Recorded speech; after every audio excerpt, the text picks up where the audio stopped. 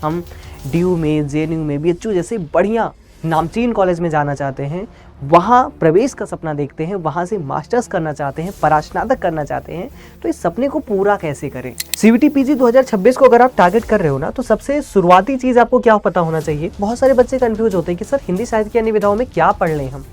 भाई कुछ भी खास अलग नहीं करना है, जो विविध विधाएं हैं, जो अन्य विधाएं हैं, सिंपल चीज़ है। हिंदी विषय को लेकर मेहनत कैसे करनी है और कैसे रणनीति बनानी है, उसी की चर्चा आज के सेशन में मैं करने वाला हूँ। हे चैंपियंस, तो कैसे हैं आप सभी लोग। उम्मीद है आप सभी लोग अच्छे होंगे। आज हम मुख्य रूप से जो चर्चा करेंगे कि हमारे पास जो इतना कम समय बचा है CVT एग्जामिनेशन होने में, उसमें हम कैसी रणनीति अपनाएं और हिंदी विषय में एक अच्छा कॉलेज जो हम पाने का सपना देख रहे हैं, हम DU में, JNU में, BHU जैसे बढ़िया नामचीन कॉलेज में जाना चाहते हैं, वहाँ प्रवेश का सपना देखते हैं, वहाँ से मास्टर्स करना चाहते हैं, परास्नातक करना चाहते हैं, तो इस सपने को पूरा कैसे करें। क्योंकि आप लोग जानते हैं ये कॉलेजेस आपको इतने अपॉर्चुनिटीज़ देंगे, इतने एक्सपोजर्स देंगे, इतनी सारी नई चीज़ें सीखने के लिए देंगे कि आपका करियर एक तरीके से सेट है। तो उसके लिए मेहनत भी है, कंपटीशन भी है। हिंदी विषय को लेकर मेहनत कैसे करनी है और कैसे रणनीति बनानी है, उसी की चर्चा आज के सेशन में मैं करने वाला हूँ। आपका बहुत ज़्यादा समय नहीं लूँगा, बस थोड़े समय में आपको सही जानकारी देने का प्रयास करूँगा कि अगले कुछ महीनों की रणनीति आपकी कैसी होनी चाहिए। देखो, CVT PG 2026 को अगर आप टारगेट कर रहे हो ना, तो सबसे शुरुआती चीज़ आपको क्या पता होना चाहिए। सबसे शुरुआती चीज़ यही है भाई कि आपके एग्जाम का जो सिलेबस है, जो आपका पाठ्यक्रम है, वो क्या है। सबसे शुरुआती चीज तो आपको यही पता होना चाहिए, है ना। अगर हम पाठ्यक्रम की यहाँ बात करते हैं तो बड़ी सिंपल सी चीज है, हिंदी साहित्य आपको पढ़ना है। आपने ग्रेजुएशन में हिंदी साहित्य पढ़ा ही है, तो आपको बहुत ज्यादा ऐसा नहीं है कि आप अनभिज्ञ हो, आपको आता ही नहीं। पाठ्यक्रम आता है, लेकिन उसको एक बार देख लो, स्ट्रेटेजिकली कैसे पढ़ना है, कैसे रणनीति बनाकर रणनीति के तौर पर कैसे पढ़ना है। देखो, सबसे पहला टॉपिक आपका है हिंदी साहित्य का इतिहास, है ना। लेकिन हिंदी साहित्य के इतिहास में सबसे जरूरी चीज है काल विभाजन और नामकरण। तो सबसे पहला टॉपिक आप क्या देखोगे, काल विभाजन, काल विभाजन, ठीक है, एवं नामकरण, एवं नामकरण। अब आप लोग भी जानते हैं कि काल विभाजन, नामकरण मतलब हिंदी साहित्य का इतिहास जो लिखा गया, जितने बार सारे काल हैं। अब आप देखते हैं कि आदिकाल को किसी ने वीरगाथा काल कह दिया, किसी ने सिद्ध सामंत काल कह दिया, किसी ने चारण काल कह दिया, किसी ने सिद्ध सामंत के साथ साथ संधि काल कह दिया, इतने सारे नाम दिए। सबसे पहले हिंदी साहित्य का इतिहास किसने लिखा, आप लोग मुझे लगता है जानते होंगे ही। गारसा दतासी, इस्तवार दलाल, तित्तुरेंदु, हिंदुस्तानी, फ्रेंच भाषा आती सब कुछ है आपको, लेकिन आपको समझनी भी जरूरी है ना कि सारा पाठ्यक्रम क्या है। तो सबसे पहली चीज आपको यह समझनी है कि काल विभाजन और नामकरण क्या है। दूसरा आपका जो प्रमुख है वो क्या है, दूसरा प्रमुख है आपका हिंदी साहित्य का इतिहास। क्या है, हिंदी साहित्य का इतिहास। अब आप कहोगे सर हिंदी साहित्य का इतिहास मतलब क्या क्या पढ़ लें। तो देखो, इंपॉर्टेंट है आपके लिए, आप शुरू करो, आदिकाल से शुरू करो और यहां से लेकर आप आधुनिक काल तक सारा पढ़ो। आधुनिक काल। आप कहोगे सर इसमें हम क्या पूरा पढ़ डालें। हाँ, आपके लिए प्रश्न कैसे बनेंगे परीक्षा में, देखो ध्यान से। इस टॉपिक से आपसे प्रश्न कैसा बनेगा, सबसे पहला आपसे प्रश्न बनेगा नामकरण से संबंधित, कि मान लो कि आदिकाल नाम किसने दिया, समय सीमा क्या है, कालक्रम क्या है, इससे प्रश्न बनेगा। और आपको हर काल की क्या जाननी चाहिए, विशेषताएं आपको आनी चाहिए कि इस काल की स्पेसिफिक विशेषताएं क्या हैं, प्रमुख रचनाएं कौन सी हैं और रचनाकार कौन से। हर एक काल के बारे में यही मूलभूत जानकारी आपको जानने की आवश्यकता है। आदिकाल से आधुनिक काल, सबकी बात मैं आपसे कर रहा हूं, ठीक है। इसके बाद में जो तीसरा प्रमुख टॉपिक है हमारे सामने, वो है हिंदी साहित्य की विविध विधाएं या अन्य विधाएं। हिंदी साहित्य की अन्य विधा। अब हम इस टॉपिक की बात करें, बहुत सारे बच्चे कंफ्यूज होते हैं कि सर हिंदी साहित्य की अन्य विधाओं में क्या पढ़ लें हम। भाई कुछ भी खास अलग नहीं करना है, जो विविध विधाएं हैं, जो अन्य विधाएं हैं, सिंपल चीज है। इसमें आपको पढ़ना है कि जैसे आपकी विधाओं में उपन्यास है, नाटक है, कहानी, आलोचना, आत्मकथा, संस्मरण। ये जितने भी टॉपिक्स है ना, इनके बारे में आपको जानना है। अब आप कहोगे सर क्या जानना है, क्या पूरा पढ़ ले? नहीं भाई, आप समझो उपन्यास क्या है, इसकी परिभाषा क्या है, इसकी विशेषताएं क्या होती हैं, पहला उपन्यास कौन सा था, प्रमुख उपन्यास और उपन्यासकार, इनका जो इतिहास रहा है।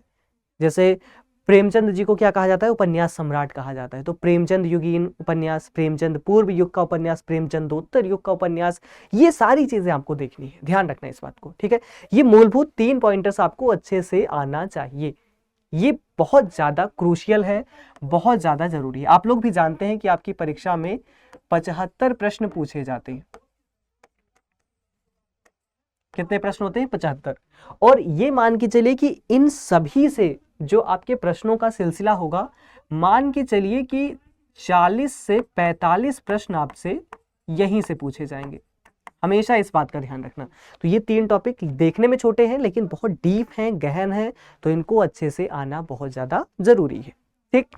अब इसके बाद में जो जरूरी चीज है, जो चौथा प्रमुख टॉपिक है आपका, वो कौन सा है? जो आपसे पूछा जाता है प्रयोजन मूलक हिंदी के विविध रूप। प्रयोजन मूलक हिंदी के विविध रूप, चौथा प्रमुख टॉपिक है। फिर टॉपिक आपके पास में है जनसंचार माध्यमों में हिंदी। जन संचार माध्यम में हिंदी। अब जनसंचार मतलब लोगों के संचार के लिए, लोगों की बातचीत के लिए। जैसे इसमें आप क्या पढ़ोगे? इसमें आप देखोगे जैसे समाचार पत्र क्या है, विज्ञापन, जिसे एडवर्टीजमेंट कहते हो, विज्ञापन लेखन, आपने 12th में पढ़ा होगा अगर आप लोगों को याद होगा तो, है ना। विज्ञापन और हिंदी क्या है, रेडियो क्या है, श्रव्य ध्वनियां, है ना, दृश्य श्रव्य वाले, रेडियो टेलीविजन क्या है, तो ये सारी चीजें आप पढ़ोगे। फिर महत्वपूर्ण टॉपिक छठवां है जो आपका है काव्य शास्त्र। क्या है? काव्य शास्त्र। अब एक बात का ध्यान रखना, ये जो काव्य शास्त्र है आपका, ये भारतीय है। जैसे काव्य शास्त्र दो हैं, एक भारतीय है एक पाश्चात्य है, लेकिन आपको भारतीय काव्य शास्त्र पढ़ना है, जिसमें आप शब्द शक्ति पढ़ोगे, काव्य हेतु पढ़ोगे, काव्य लक्षण पढ़ोगे, काव्य प्रयोजन पढ़ोगे। मैं आपको पॉइंटर्स भी लिखा देता हूं, इन्हीं से प्रश्न पूछा जाएगा। किससे पूछा जाएगा? शब्द शक्ति, काव्य हेतु, काव्य लक्षण, काव्य प्रयोजन, यही मुख्य रूप से आपसे पूछे जाएंगे, ठीक है। और इसके बाद में आपके सामने टॉपिक है हिंदी व्याकरण का। हिंदी व्याकरण का टॉपिक है। अब हिंदी व्याकरण में आप लोग जानते हैं सामान्य टॉपिक होता है, जिसमें आपका संधि है, समास है, इन सभी से प्रश्न आएगा। संधि है, समास है, काल है, वाक्य है, अलंकार है, रस है, छंद है, ये सभी टॉपिक आपसे पूछा जाएगा, ध्यान रखना। बस इतनी ही चीजें आपको परीक्षा के लिए पढ़नी है। अब मान के चलिए कि यहां पर अगर मैं बताऊं तो इन दोनों से जो प्रश्न पूछे जाएंगे, मुश्किल से प्रश्न आएंगे 10 प्रश्न, 10 से 12 प्रश्न। लेकिन आपका काव्य शास्त्र जो है, इससे अगर मैं प्रश्नों की बात करूं तो काव्य शास्त्र से भी लगभग 10 प्रश्न पूछे जाएंगे।